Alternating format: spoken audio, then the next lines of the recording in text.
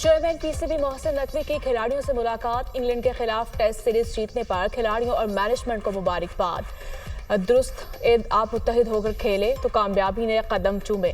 Team work का result सबके सामने है। मसाइल का अंदाजा था, इशूज हल किए तो रिजल्ट आपके सामने है। नए कप्तान के लिए मुशावरत का अमल जारी है। कप्तान जो भी होगा टीम के लिए बेहतरीन होगा। सेंट्रल कॉन्ट्रैक्ट के अमल को जल्द हाथमी शक्ल देंगे। चेयरमैन पीसीबी मोहसिन नकवी की गुफ्तगू। कप्तान शान मसूद ने चेयरमैन पीसीबी को खिलाड़ियों के दस्तखत वाली shirt the.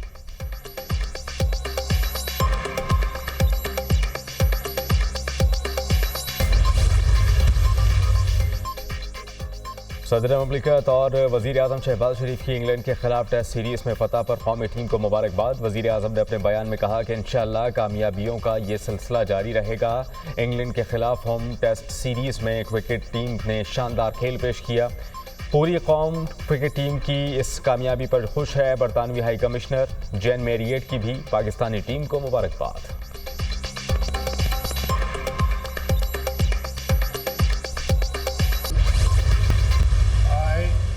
I, Justice Yahya Afridi, that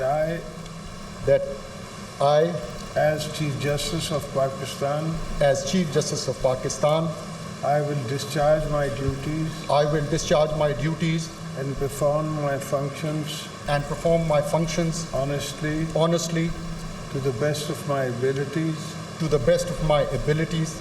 and faithfully in accordance to the Constitution of the Islamic Republic of Pakistan and law. in accordance with the Constitution of Islamic Republic of Pakistan and the law. Justice Yahya Afridi chief justice of Pakistan बन गए। Justice Yahya Afridi ने 30वें chief justice of Pakistan के ओहदे का हलफ उठा लिया। ऐवान सदर में चीफ जस्टिस पाकिस्तान की तकरीब हलफ बर्दारी। सदर ममलिकत आसिफ अली जरदारी ने चीफ जस्टिस याह्या अफरीदी से हलफ लिया। तकरीब में वज़ीर आज़म Shehbaz Sharif, chairman senate, army chief general Syed Asim Munir और सर्विसेज चीफ की शिरकत। सुप्रीम कोर्ट के मौजूदा और साबिक जजेस, वफाक़ी वज़रा, वज़ीर आला पंजाब मरियम नवाज़, वज़ीर आला खैबर पख्तूनख्वा यामीन गंडापुर भी शरीक हुए। चीफ जस्टिस याह्या अफरीदी ने 28 अक्टूबर को जजेस का फुल कोर्ट इजलास बुला लिया। जस्टिस याह्या अफरीदी ने चीफ जस्टिस का चैम्बर संभाल लिया। चीफ जस्टिस पाकिस्तान याह्या अफरीदी की सुप्रीम कोर्ट आमद पर गार्ड ऑफ ऑनर पेश। रजिस्ट्रार ने गुलदस्ता पेश किया।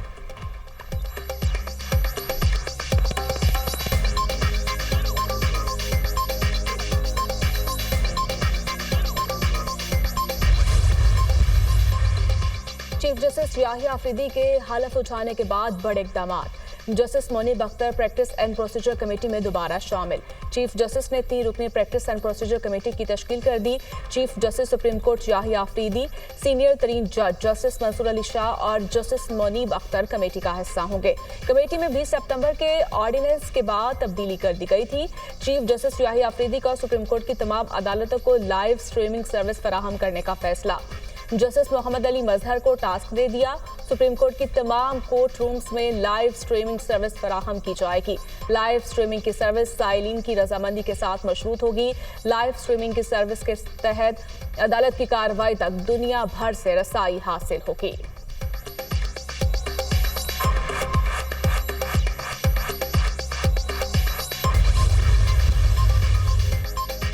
सदर और वज़ीर आज़म शहबाज शरीफ की चीफ जस्टिस को ओहदा संभालने पर मुबारकबाद। वज़ीर आज़म ने कहा कि चीफ जस्टिस याह्या अफरीदी का तजर्बा, इल्म और फ़हम अदलिया की मदद करेगा।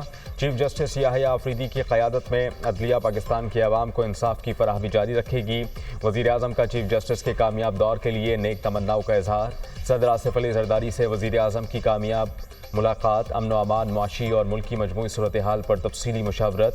मुलाकात में पाकिस्तान में SCO कॉन्फ्रेंस के इनेकाद को भी खुशाइंद करार दिया गया।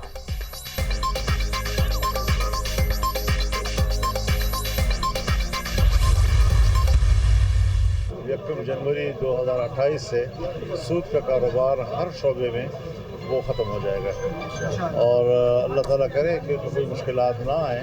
शरीयत कोर्ट का जो फ़ैसला है, अब वो फ़ैसला तस्वुर किया जाएगा, वो किसी दरख्वास्त या किसी अपील से वो फ़ैसला उड़ेगा नहीं।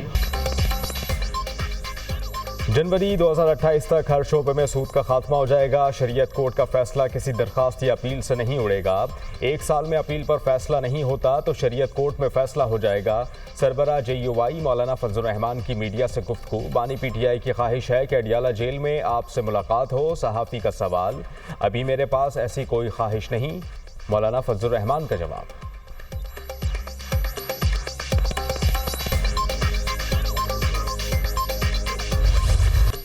इस्लामाबाद संगानी में कैदी वैन्स पर हमले और मुलजमान छुड़ाने का मुकदमा दर्ज। मुकदमे में दहशतगर्दी, इक़दाम कत्ल समेत 11 दफात शामिल।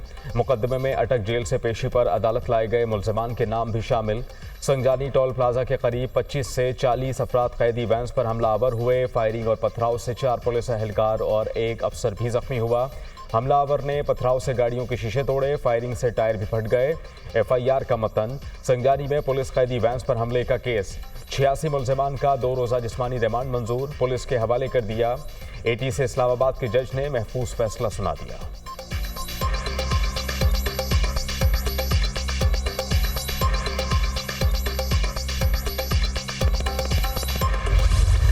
इसराइल का ईरान पर 100 जंगी तैयारों और ड्रोन से हमला। एक रात में 3 बार बमबारी, 20 मुकामात पर हमले, 2 ईरानी फौजी शहीद। तेहरान, शिराज, अस्फान और कराची शहर में धमाके। मिसाइल, ड्रोन प्रोडक्शन साइट्स और पासदाराने इनकलाब के हेडक्वार्टर समेत दीगर फौजी अड्डों को निशाना बनाने का दावा। एटमी और तेल की तंसीबात को निशाना नहीं बनाया गया। दमिश्क और इराकी शहर को और तकरीक में बमबारी। ईरान, इराक और इसराइल ने अपनी फ़िज़ाई हदूद बंद कर दी। तमाम परवाज़ें मअतल। इमाम खमीनी एयरपोर्ट पर भी धमाके, कई मुकामात पर आग लग गई। इसराइली वज़ीर-ए-आज़म नेतन्याहू ने कंट्रोल रूम से हमलों की निगरानी की। ईरान ने इस्माइल हनिया और हसन नसरुल्लाह की शहादत के बाद इसराइल पर मिसाइल हमले किए थे। तर्जुमान इसराइली फौज का कहना है कि ईरानी हमलों के जवाब में कार्रवाई मुकम्मल कर ली। तयशुदा फौजी हदाफ को निशाना बनाया। ईरान पर हमले मुकम्मल और मकासद का हसूल पूरा हो गया। ईरान ने हमलों के जवाब में कार्रवाई की तो जवाब देंगे।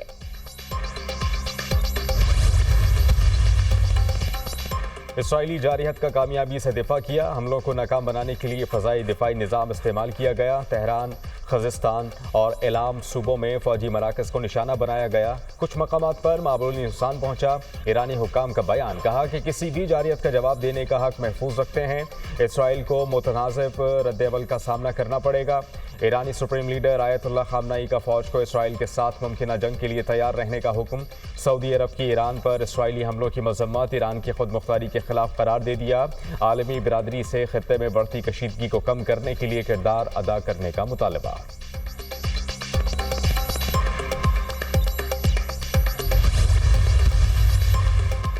ईरान पर इसराइली हमलों में अमेरिका का कोई किरदार नहीं। इसराइल ने हमले से कबल अमेरिका को आगाह कर दिया था।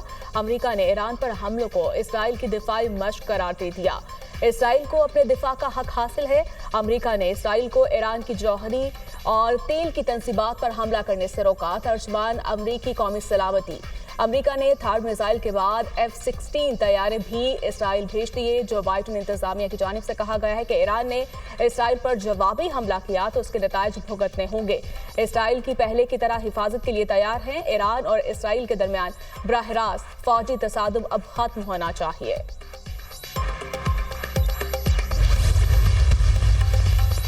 वज़ीर-ए-आज़म शहबाज शरीफ का ईरान के खिलाफ इसराइली जारहियत पर शदीद तशवीश का इज़हार। अरसे होने इक़दाम की शदीद मज़म्मत, कहा कि इस तरह के इक़दाम से इलाक़ाई और अमन व इस्तेहकाम को ख़तरा है। फ़रीक़ैन मज़ीद कशीदगी से बचने के लिए तहम्मुल का काम लें।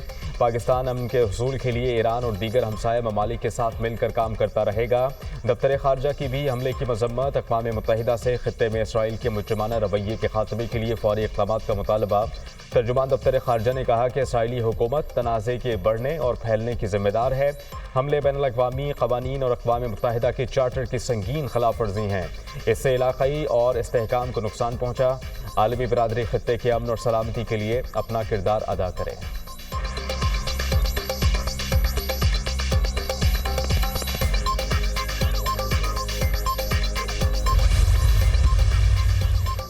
शुमाली वज़ीरिस्तान में ईदक असलम पॉकेट पर दहशतगर्दों का खुदकुश हमला, 4 पुलिस एहलकारों समेत 7 अफराद शहीद, मुतादिद जख्मी। सिक्योरिटी फोर्सेस का इलाके को घेरे में लेकर सर्च ऑपरेशन।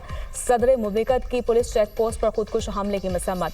पुलिस एहलकारों और मासूम शहरों की शहादत पर गहरे रंज और गम का इजहार। कहा, पुलिस एहलकारों पर हमला इंतहाई बुज़दिलाना इक़दाम है। दहशतगर्द अपने मज़मूम अज़ाइम में कभी कामयाब नहीं होंगे। सदर मुमलिकत का दहशतगर्दी के मुकम्मल खात्मे के लिए हर मुमकिन इक़दामात उठाने की ज़रूरत पर जोर।